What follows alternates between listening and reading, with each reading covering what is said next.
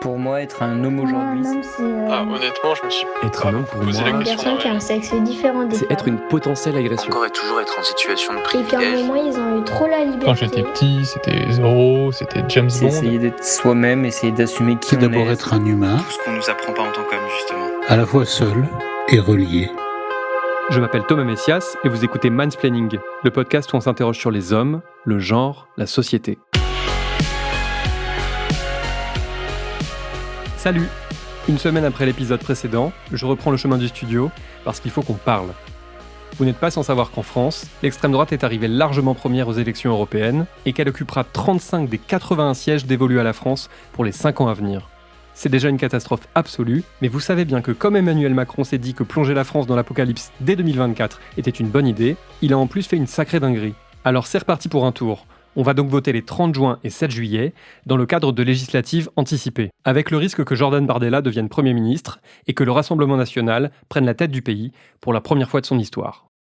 À l'heure où j'enregistre ce podcast, on ne dispose pas de programme détaillé pour ces législatives. Il faut dire que les partis disposent de très peu de temps pour préparer ces élections, puisqu'ils ont été mis devant le fait accompli le 9 juin 2024, jour de l'annonce de la dissolution par Emmanuel Macron. Mais pour avoir une idée de ce qui nous attend si le RN accède au pouvoir, il y a d'autres méthodes. On peut se pencher sur ses précédentes promesses électorales, ou observer de quelle façon les 88 députés d'extrême droite ont voté depuis 2022. Savoir ce que Bardella et ses sbires nous réservent, ça permet de mieux les combattre. Convaincre des électeurs du RN de changer d'avis d'ici le 30 juin, ça paraît extrêmement optimiste, même si ça ne coûte rien d'essayer. En revanche, si on peut tenter d'enrôler des abstentionnistes ou des personnes souhaitant voter blanc, eh bien il faut le faire. Pour battre l'extrême droite et repousser d'encore quelques années son arrivée au pouvoir, il faut récupérer toutes les voix possibles. Oui, c'est du colmatage, oui, ça finira un jour par ne plus être suffisant, mais commençons par tenter de repousser l'échéance, et on verra la suite plus tard.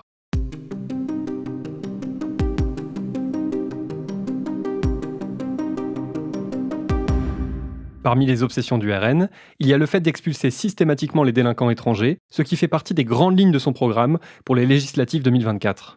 Derrière cela, il y a l'idée totalement fausse, selon laquelle ce sont avant tout les immigrés qui commettent des crimes et des délits. En avril, le service de fact-checking de Libération a d'ailleurs publié un article très éclairant sur ce sujet. Je résume. En 2023, le service statistique du ministère de l'Intérieur a publié son rapport annuel qui porte sur les chiffres de 2022. On pouvait y lire que 13% des 55 174 personnes mises en cause pour des crimes ou délits de violence sexuelle étaient de nationalité étrangère, chiffre à mettre en parallèle avec les 8% d'étrangers dans la population hexagonale. Dans ce même article, la journaliste Clémence Martin écrit ceci. La surreprésentation de la population étrangère ou de la population immigrée qui ne se confond pas avec la population étrangère dans plusieurs statistiques sur la délinquance fait l'objet d'explications multiples et non exclusives les unes des autres. Les déterminants économiques, sociaux, culturels ou démographiques sont régulièrement invoqués. La journaliste cite aussi une étude publiée en avril 2023 par le Centre d'études prospectives et d'information internationale, le CEPI, dans laquelle on peut notamment lire la chose suivante. Les immigrés présentent des caractéristiques individuelles qui les rendent plus susceptibles d'être en infraction avec la loi. Les jeunes hommes sont ainsi surreprésentés dans la population immigrée, deux caractéristiques systématiquement associées à des niveaux de délinquance plus élevés. Surtout, les immigrés sont en moyenne plus pauvres que les natifs. Or, la précarité économique reste un des principaux déterminants de la délinquance.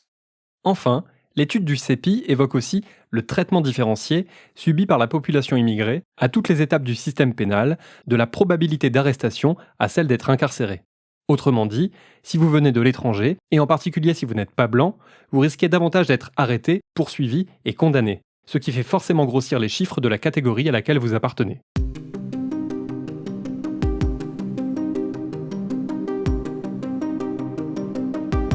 Depuis toujours, la stratégie du Front National et du Rassemblement National consiste à tout mettre sur le dos des étrangers, notamment des non-blancs, des musulmans et des juifs. Ce sont des boucs émissaires bien pratiques, à qui on fait porter le chapeau pour tout ce qui ne va pas dans le pays, que ce soit les crises économiques ou les violences sexistes et sexuelles. Sans aucun remords, certains médias très populaires se font le relais de ces théories qui ne sont basées sur rien d'autre qu'un racisme décomplexé. C'est du pur populisme. Dire aux gens qui ne vont pas bien que c'est la faute des immigrés, se mobiliser avec eux contre cet ennemi commun si pratique, ça permet de drainer une foule croissante, capable de se concentrer sur cette haine, au lieu de remettre en question le système qui est en partie responsable de son malheur. J'ajoute que ce principe de l'ennemi commun, c'est aussi un truc totalement assumé par les masculinistes, puisque c'est par exemple quelque chose qui était enseigné par Julien Rochdy, mascu revendiqué et ancien président du Front National des Jeunes, dans une formation en ligne qu'il dispensait il y a quelques années. En 2018, j'avais d'ailleurs écrit pour Slate un article sur cette formation qui faisait froid dans le dos. Cet ennemi commun, selon les lieux, les époques et les situations, ça peut aussi être les femmes ou encore les personnes LGBT+. Bref, tout ce qui n'est pas un homme blanc, hétéro, cisgenre, peut craindre pour sa peau. À propos notamment des femmes et des personnes LGBT+, je vous invite à aller lire ce post Instagram publié le 10 juin par l'activiste Melissa Amneris et qui liste consciencieusement des dizaines de raisons de ne pas voter Rassemblement National et a fortiori de voter contre le RN. Ce post s'appelle « Le RN c'est comme ton ex, il dit qu'il a changé mais c'est faux » et son titre humoristique ne l'empêche absolument pas d'être 100% pertinent. Dans cette publication, une slide s'intitule « Le RN est antiféministe » et je voudrais vous lire ce qu'elle dit. Le RN a voté contre ou s'oppose à allouer 1 milliard pour lutter contre les violences faites aux femmes, contre la réduction des écarts de salaire entre les hommes et les femmes au sein de l'UE, contre l'accès à l'IVG gratuite et légale au sein de l'UE, contre l'inscription du droit à l'IVG dans la Constitution française, contre l'allongement de l'accès à l'IVG de 12 à 14 semaines, contre le fait de condamner l'interdiction de l'IVG en Pologne, contre le remboursement des soins médicaux des femmes atteintes du cancer du sein, le RN s'oppose à un rapport condamnant les violences envers les femmes, contre la Convention d'Istanbul sur la lutte contre les violences envers les femmes, et notamment les violences conjugales, contre les violences sexistes et sexuelles en entreprise, contre un plan d'action pour l'égalité homme-femme. Fin de la liste. Par ailleurs, le RN qualifie les violences conjugales de conflits de voisinage et s'abstient lors d'un vote sur un plan de lutte contre le harcèlement sexuel. Ça donne le tournis, hein. Mais je voudrais aussi vous lire la slide intitulée « Le RN est anti-LGBTQIA+. »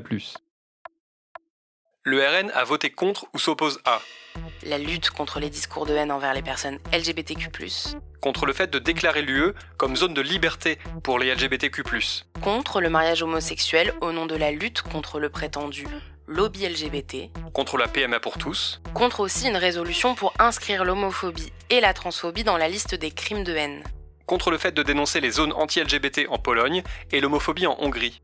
Et bonus, au Parlement européen, on a aussi entendu une alliée de Jordan Bardella clamer « Les femmes trans ne sont pas des femmes ». Il faut vraiment que vous alliez lire les autres slides qui se nomment « Le RN est raciste »,« Le RN est anti-pauvre » et « Le RN est anti-écolo ».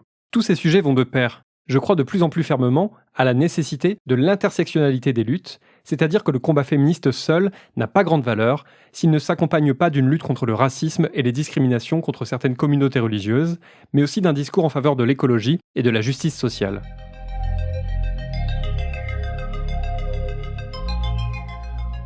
Vous qui écoutez Mansplaining, qui vous intéressez donc aux questions de genre et sans doute pas uniquement, vous n'avez, en tout cas je l'espère, pas besoin d'être convaincu par le fait qu'il ne faut pas voter Rassemblement National.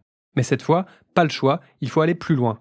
Les 30 juin et 7 juillet, même si le vote n'est pas votre tasse de thé, ce que je comprends tout à fait, il est plus important que jamais d'aller glisser un bulletin dans l'urne, histoire d'empêcher le RN de gagner.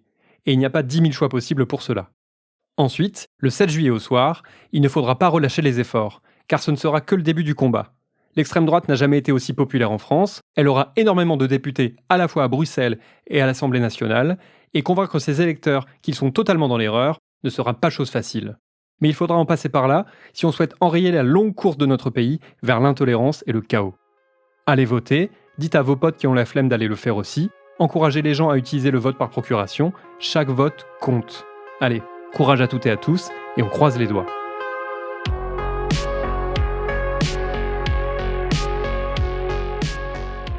C'était Mansplaining.